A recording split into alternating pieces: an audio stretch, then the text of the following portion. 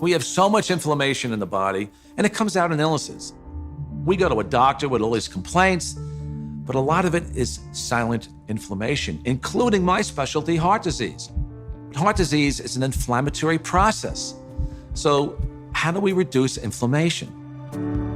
Inflammation is produced by neutrophils, which is a white blood cell. You have an injury, you have a damaged cell.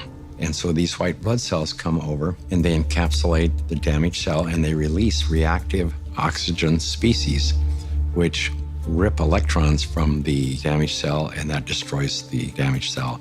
If there's not enough free electrons there to reduce the remaining radicals, they're going to steal an electron from a healthy cell and in the process damage it. Then the message goes out to the immune system and another neutrophil does the same thing, eliminates that cell, and then you end up with a chain reaction. ATP is short for adenosine triphosphate. It's the energy currency of the cell. We're bioelectrical beings. That's the currency of our body. That's how it works. That's how we run our biological systems, is by generating this electrical energy that's transferred. And when we connect to the earth through a conductive surface in some way, there's a transfer of electrons that slowly go into our body. In situations where we are insulating ourselves from this surplus of electrons into our body, we're going to get the absolute opposite. So instead of having low levels of inflammation and a thin blood, we'll have thick blood that's more likely to clot, and our levels of inflammation tend to increase. You could take anybody who has chronic pain. It doesn't matter who they are, it doesn't matter what's wrong, and ground them, and you're going to have a significant reduction in pain. You're going to stop the oxidation or the inflamed portion. That stops almost immediately. Then the body can heal and return to normal. And healing generally is improved by 60–70%.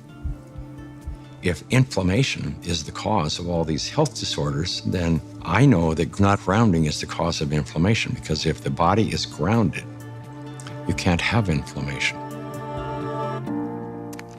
Can we measure the effects reproducibly? The answer to that is yes. We now have 20 studies. There's 21 published studies in the medical literature on earthing and grounding. And this is peer-reviewed stuff.